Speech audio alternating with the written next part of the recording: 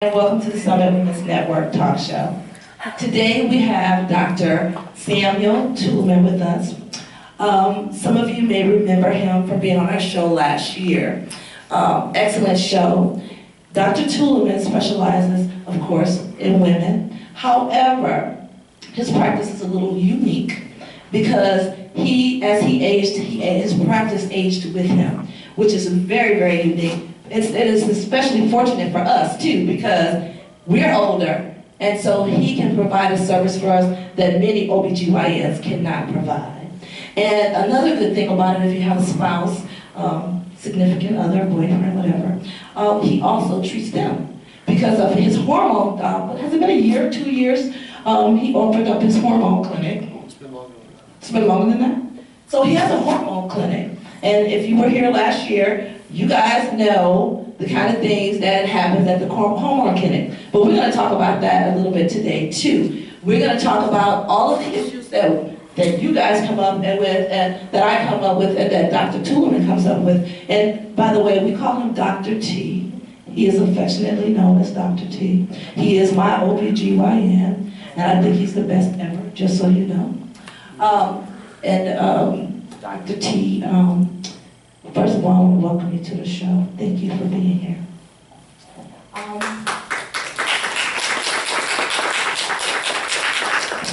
So Dr. T, tell us a little bit about your practice. Well, I'm a physician and an engineer, so I like to build things and make things happen. My practice started in 1986, and I started administering hormones to women who had hysterectomies at a young age, and they had a lot of problems because they were so young and the hormones they were expecting weren't there. So I started administering hormone pills and then injections. Injections are a very old-fashioned way of doing it, but they work better in combinations of estrogen and testosterone. And from then, I delivered babies, I don't know, about 8,000 babies over the years, and about 4 years ago, Suzanne convinced me that I really should probably slow down a little bit, give up the babies. I did. And that's what started the women's hormone thing, because almost all my patients were coming in for preventive medicine, you know, how to avoid breast cancer, how to lose weight, how to keep my hot flashes away.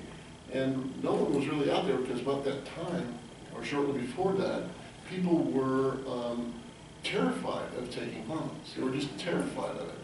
And it was all based upon some studies that were done in 1999 and 2000, that associated estrogen and progesterone with breast cancer, with cancer. So as time went on, I had patients that said, look, I am not going to stop this. This is not going to happen. Because as soon as I stop this, I'm miserable.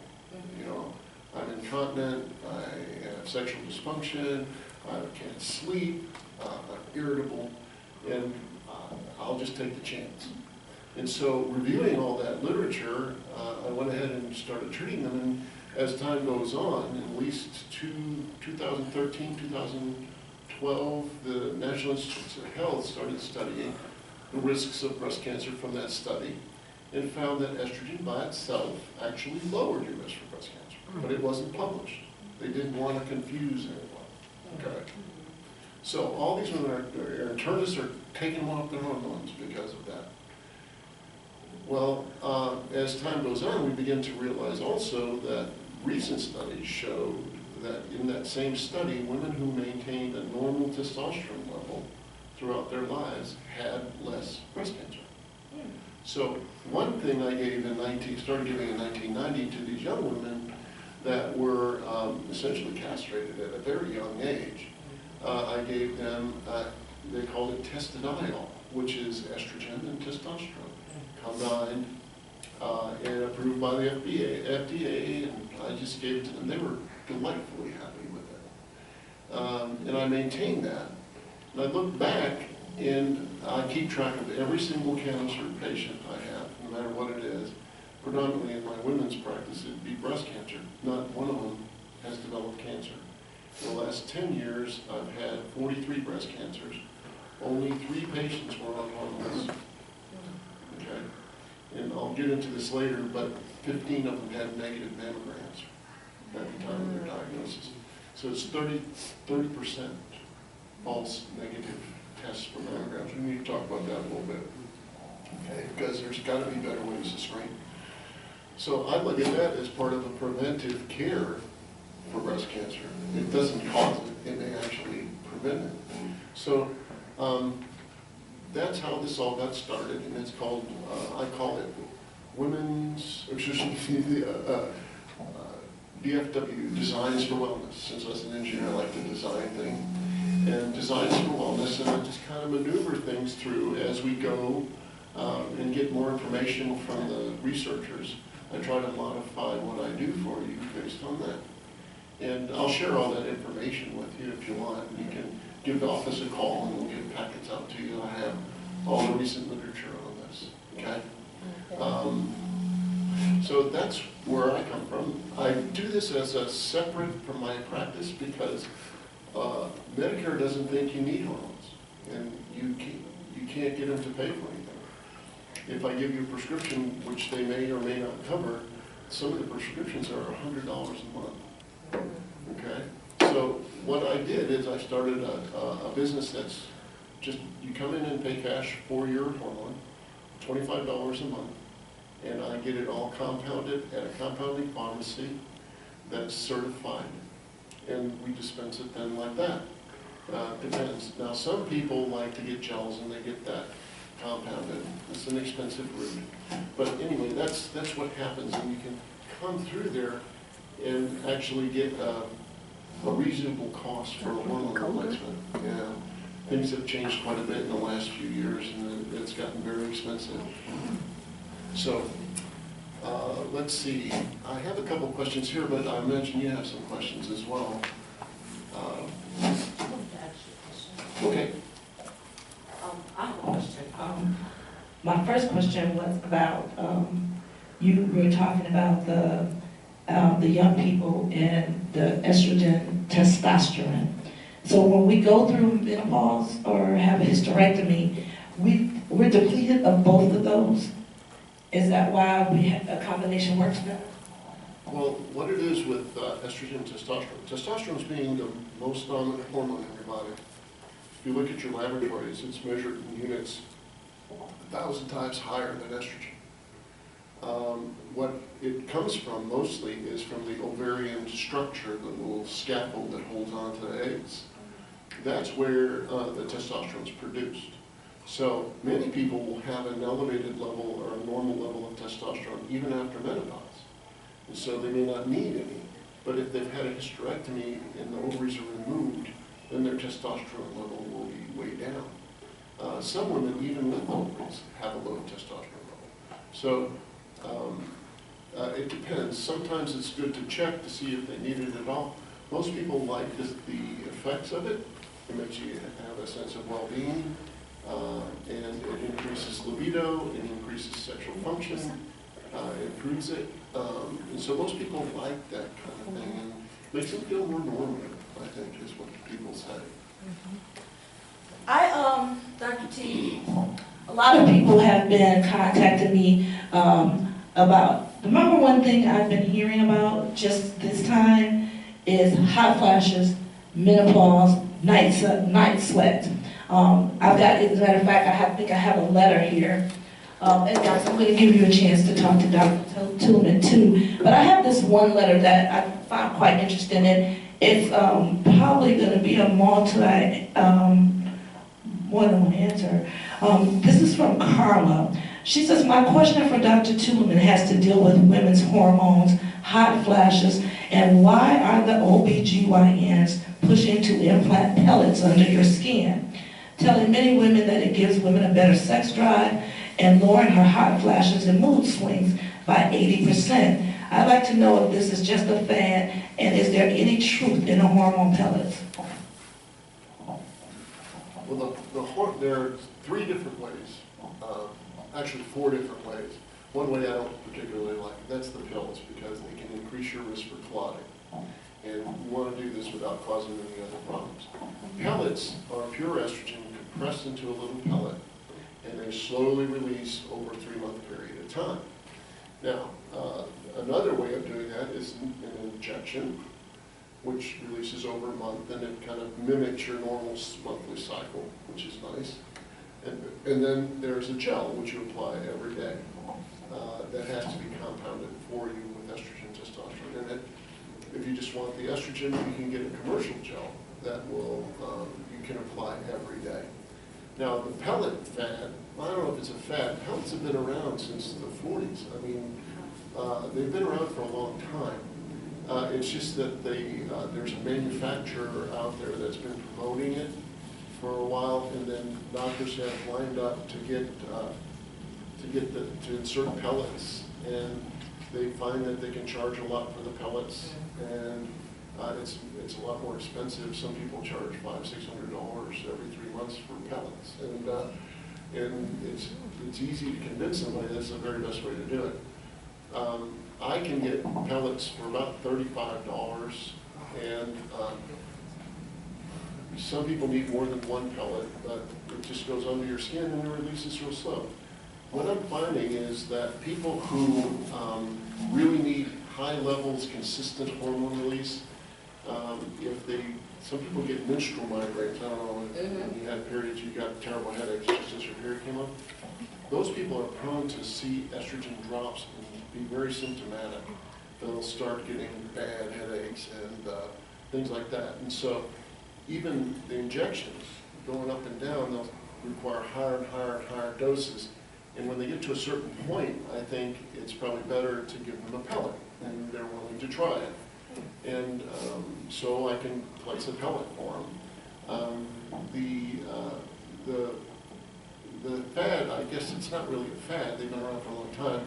But I think doctors are realizing, hey, this is a procedure I can do. It's a highly profitable one. And if I advertise the pellets, we can bring a lot of people in. And, pellets have been around for a long time. We've been placing them for years. And we have a source for them, and we just get them for you individually and place them. It takes a couple weeks to order them, and when they come. So. I have a question on the pellets. So the pellets, only people who require strictly estrogen can get pellets, because you can't get Estrogen, they come as estrogen and testosterone. Oh. Okay. Now you can do a progesterone pellet as well if you have a uterus and are in menopause, because you need to keep the uterus quiet. But the progesterone pellets, it's very difficult to adjust the progesterone in the pellets, so it's better to take that orally if you need to, and so you take your pellets orally. The only way to take estrogen, testosterone, and progesterone all at the same time is with a gel that can be combined in a gel for you. So if you're postmenopausal and have not had a hysterectomy, you need a combination of those three. Okay. Now the pellets come both with estrogen and testosterone. I don't use the progesterone. It's very difficult to manage that. Okay. You said that if you are postmenopausal, you need to be on some type of hormone treatment, right? Well, it depends. Not all my patients are on hormones. Okay. Some people, maybe 10 or 20%, don't have any symptoms at all. So it's fine. I make a point of measuring their bone densities to make sure that their bones are healthy, because a little estrogen will really keep your bones healthy. And then other issues, the genital urinary syndrome is a big name for stress incontinence, labial atrophy, pain with intercourse, vaginal dryness. It's a genital urinary syndrome, which does progress over time the further you get into the menopause. Some people don't mind that at all. Their life doesn't involve that. It doesn't bother them. And so they really don't need it. If they have a family history of breast cancer, I'll give them the data on the best way to prevent that. And so, it's all a personal decision. I have patients all across the board. Some people take, they end up taking 6 pellets of estrogen and testosterone. Other people don't want anything at all. But we manage the side effects if they need it. Okay? So not everyone's the same. Everyone's very, very different. Okay. You were saying, you were talking about the hot flashes and the pellets. And when you said the hot flashes, I thought about this. This is from Facebook. It says, I recently had a hysterectomy and these hot flashes and mood swings are unbearable. I don't want to take pills. Do you have any solutions? And this gal from Michigan. Okay, what I would tell Gail is that what would be good for her would be a gel. The commercial gel is called estrogel or L-estrin, and she'd apply that every day. Just rub it on, like when you do your makeup at night, when you put your creams on and things like that, just rub it on your leg. And that will elevate your estrogen enough to keep the hot flashes away and let you get some rest. The other alternative would be a shot.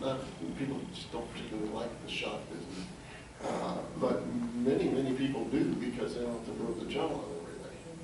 And we teach people how to give themselves a shot so they don't have to come in everyone. So it's not an uncommon response. Like, so the gel is fairly popular. The tipping point for the gel is that if you want to get estrogen and testosterone, or simply estrogen, it's very expensive.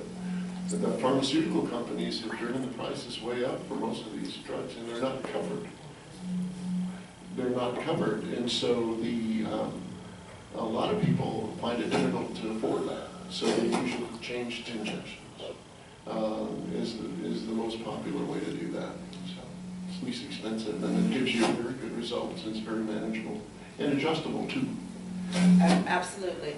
Absolutely. But as I said before, Dr. T is my doctor, and he performed my hysterectomy. And of course, we were talking about the mood swings. Some of us have had this conversation.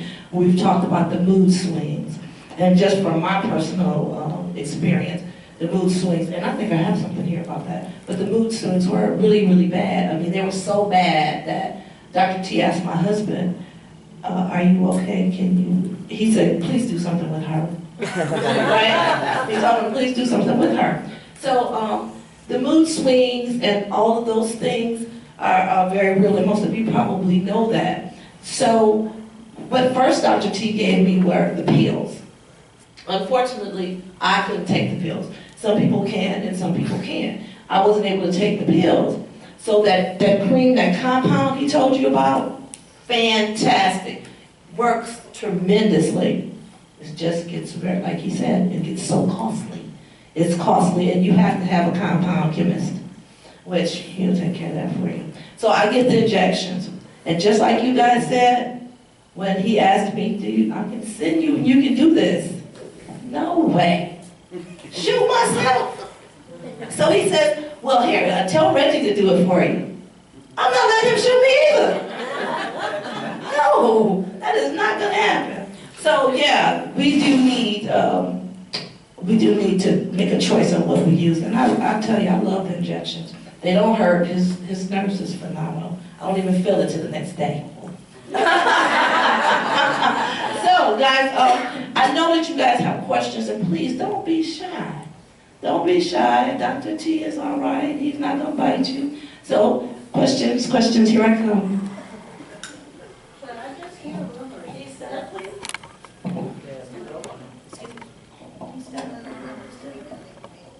Hello.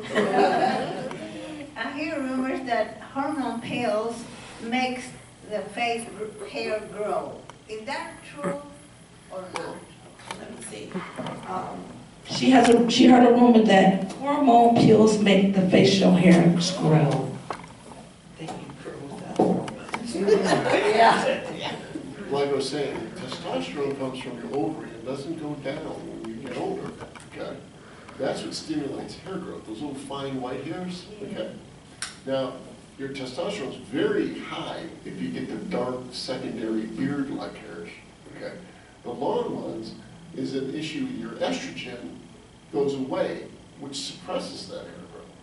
So what happens is as you get older and these long hairs come out, it's because the estrogen's gone and the testosterone is still being produced in low amounts. So I think the best way to manage that, and that's with oily skin or hair or anything, is to make sure that the estrogen and testosterone are in good balance. So it's very difficult to do that with a pill. Okay? It's easier to do that with an injection if you complain, oh, I'm feeling a little bit extra hairy. You raise the estrogen up to balance the testosterone, or lower the testosterone to balance it in the right direction. So it's more like you was when you were younger. So Dr. T, do you, to balance the, first of all, before we even talk about the balance of the hormones, I think maybe some people may not understand the difference between estrogen and testosterone. So can you explain the difference between the two hormones for us? Sure. Estrogen is associated with with women. Everybody thinks that's estrogen. Testosterone is associated with men. Well, we both make both. The dominant hormone in women is testosterone, and the dominant hormone in men is testosterone. We all start out exactly the same, except women do not have testosterone receptors in their tissues. The labia of a woman, if she had testosterone receptors, would form into the scrotum. The ovaries would drop, and ovaries would drop in, and then you have testes. So, and it all depends upon what receptors you have. Okay, you have XX and men have XY. The Y is where the testosterone receptors are delivered to a male, okay, to a guy. So men now will make estrogen as well. Anyone that's taking testosterone shots, like that's gotten to be real popular, as men taking testosterone shots for erectile dysfunction and so forth, they will produce estrogen from that. And they will get gynecomastia, increased breast tissue, and all kinds of stuff if you don't manage that properly. So men and women both have estrogen and both have testosterone. Men are testosterone dominant. They get testosterone shots weekly. Women get about 50 milligrams a month, and men get 200 to 300 milligrams a week just to replace them. So women don't need much testosterone, but it's a very important hormone for you because you have testosterone receptors, just not as many as a man. And they do certain things like keep the labia healthy, keep the clitoris healthy, improve the distal part of the vagina and the strength of the urethra. So those are all important things, and they're based predominantly on testosterone for females because you do have receptors there, and it's important to keep them satisfied. So do they have anything to do with the vaginal secretions? Sure. The answer was sure, just in case somebody needs more testosterone. I got another question over here, and I got a question over there, and I am coming. Okay, I've got a different question from anybody else. Okay. Like when, do you ever have Spanish ladies or Spanish, that don't know what's going on? How do you do about that? Do you have somebody to translate, or do you have a program for that? Yeah. Diana Cruz. That's a very good question. Did you get the question? These two ladies came up here, they was here, and they wanted to find out what's going on. So after this, I'm going to sort of explain to them what you said. Okay. Okay, hold on. Let Dr. T answer that question. My nurse is Diana Cruz. She's a little spitfire from Mexico, and she speaks Salvadorian, Spanish, and Spanish. Spanish is her first language, and she speaks excellent English as well. I couldn't tell. But she'll switch from Spanish to English right there in the room in case I need someone.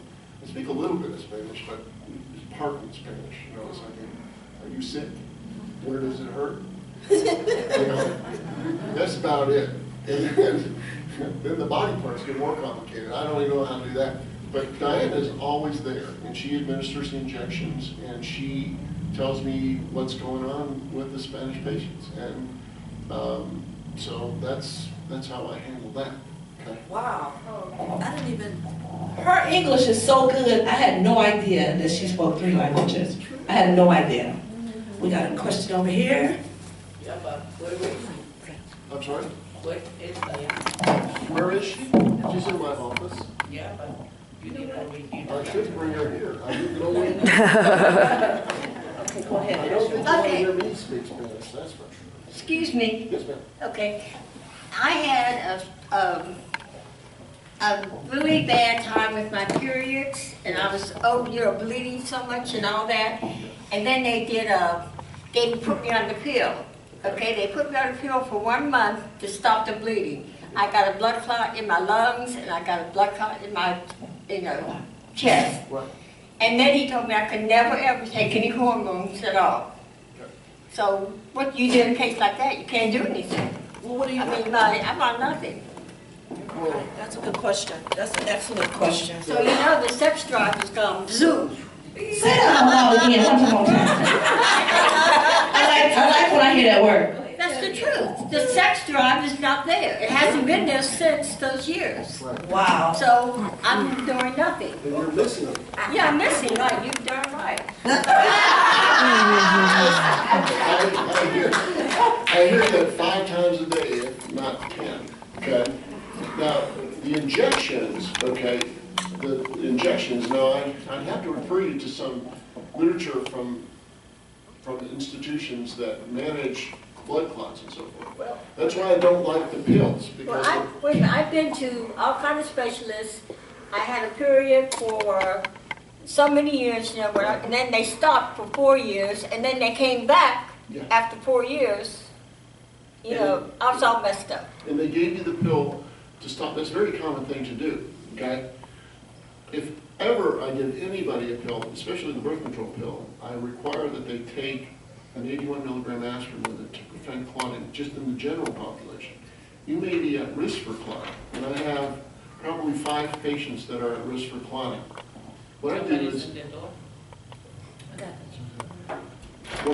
I have them seen by a hematologist and oncologist. I did that. And they will check certain things that say, okay, this is the pathway for blood clotting that you have that may be sensitive to hormones. Well, if you take hormones by shots, or pellets, or a gel even, that does not raise your risk for clotting. So, if your oncologist is open to that, I can send your oncologist information. I have none. I'm not from Texas. I've only been here 2 years. Okay, well, I can refer you to a hematologist oncologist that would clear you for the use of injectable hormone, if you want. But I usually get their permission first, because they can do all the workup, they know the things like that. And, but the oral ones go through your liver and changes your clotting enzymes in certain people. And so you don't want something going through the liver. You want it either the skin or pellets, somehow through the skin or injection of pellets or something like that. No oral hormones for you. And that's true. Anybody who's had a clot, no hormones, but it's actually no oral hormones, okay? A lot of oncologists don't know that. A lot of internists don't know that. I'm going to read another question from the internet. It says, is there such thing as a man's monthly? I get irritable monthly and I know I'm not alone. If so, how do I handle this? Signed, almost middle-aged man in Texas.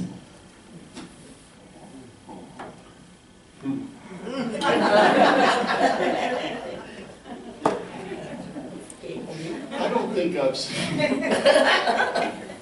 any drop or change in mood unless they're receiving hormone therapy on a monthly basis or something like that. I would sit down and talk to this guy and find out if it's actually his mortgage that's really making it. It's not the only thing I can think that happens to a male on a monthly basis. I do think it's probably his stress, because people will get very moody when they're under stress. Their serotonin level drops and they get really anxious and moody. And it's probably due to that. We have a society that's based on monthly bills. Yeah, that's true. You know, women, when they go through the menopause, don't get moody monthly. No. They just stay moody. So, I don't know. That's what I would answer. So it's probably your bills. Okay, I see 2 hands, and I'm going to address those hands. If you guys can hold it just one moment, I want to ask Dr. T one thing about breasts.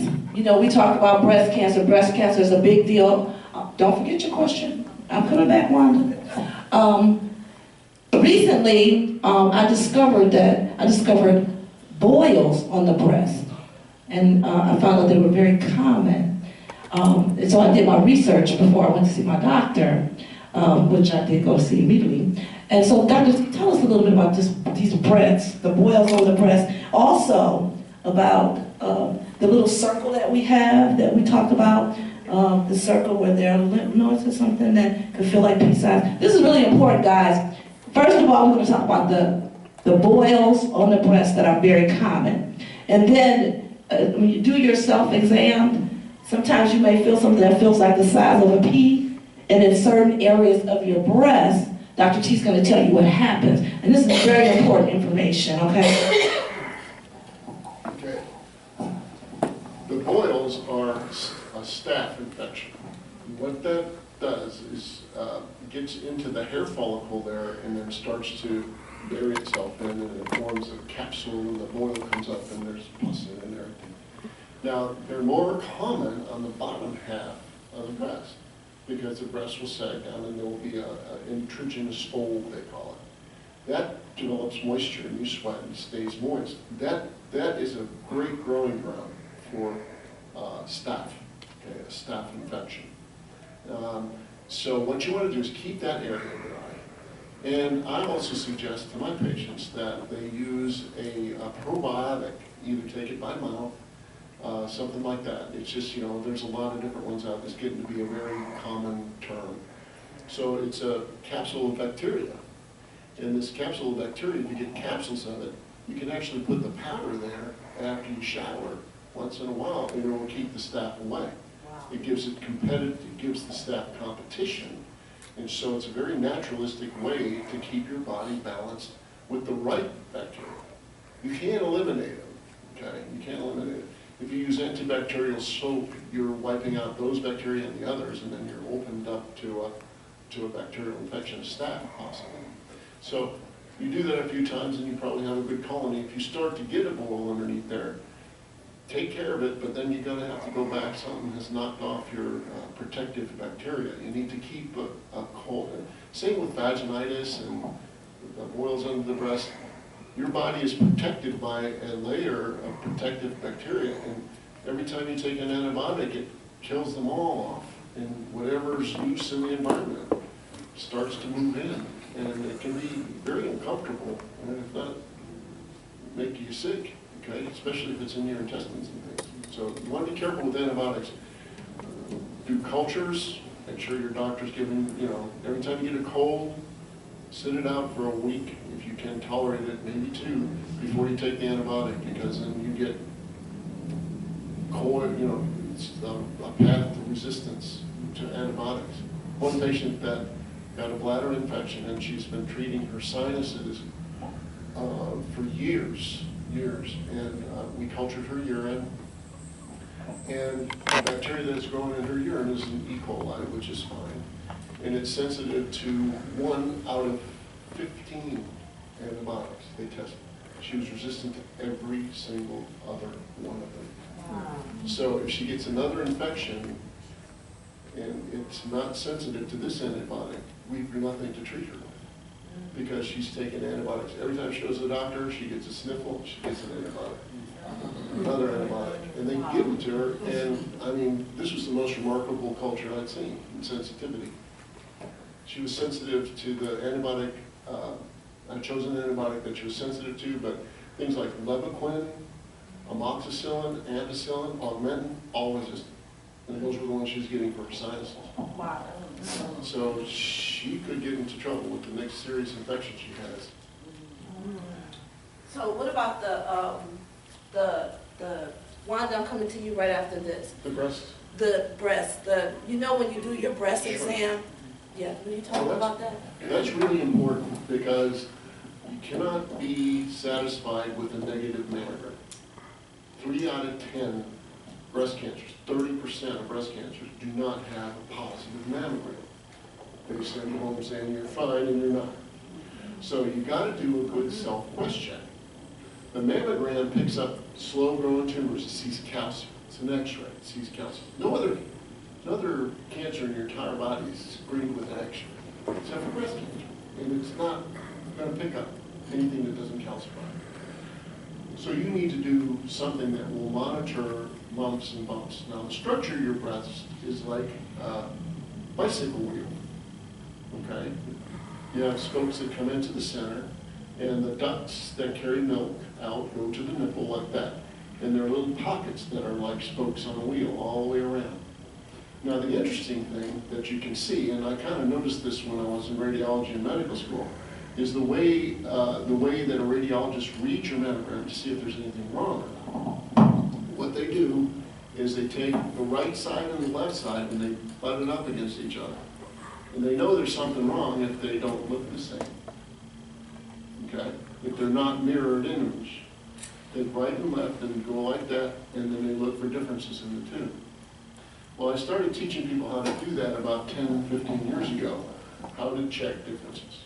And what you want to do is you go around and check the spokes of the wheel, okay? And there may be some big ones and some small ones. You've got fibrocystic changes, most everybody does. You'll feel a set of lumps on this side. What's interesting is you're going to feel on the other side the same set of lumps mirrored over, just like your eyes. You know, and so what I tell my patients, I say, okay, in the morning you go do your makeup, you don't look in the mirror and say, oh, my pupils are the same size, right?